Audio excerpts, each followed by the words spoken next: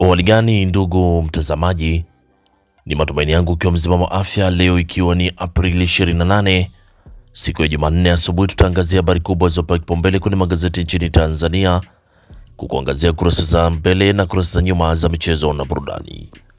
Leo tunaanza kuliangazia gazeti lako la Nipashe Mwanga wa Jamii. Inaanza na habari kubwa inayosema korti ya mtangaza aliyetoweka miaka mitano kuwa ni mfu.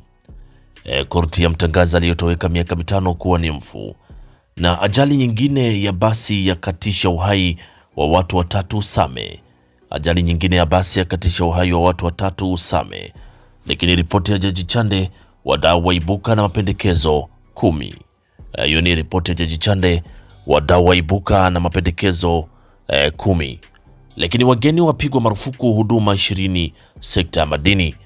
Wageni wapigwa marufuku huduma 20 sekta ya madini. Lakini vigogo Chadema wajifungia kujadili hoja nyeti za kitaifa.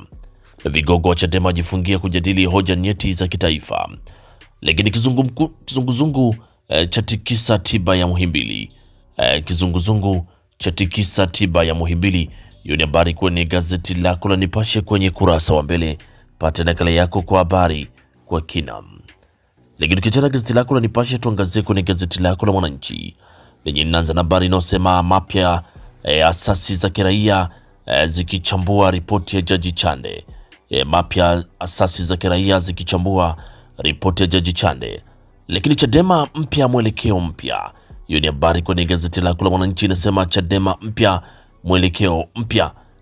Kamati kuu ya kutana baada ya siku 309 giza nene. Lakini hatua kufuata matibabu bure kwa wajawazito. Hatua za kufuata matibabu bure kwa wajawazito.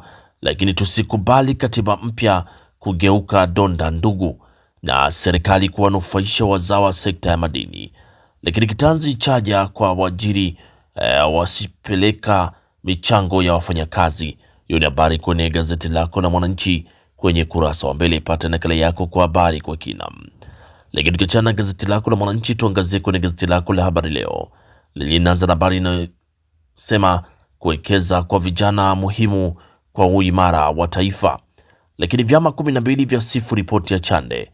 Vyama 12 vya sifu ripoti ya Jaji Chande.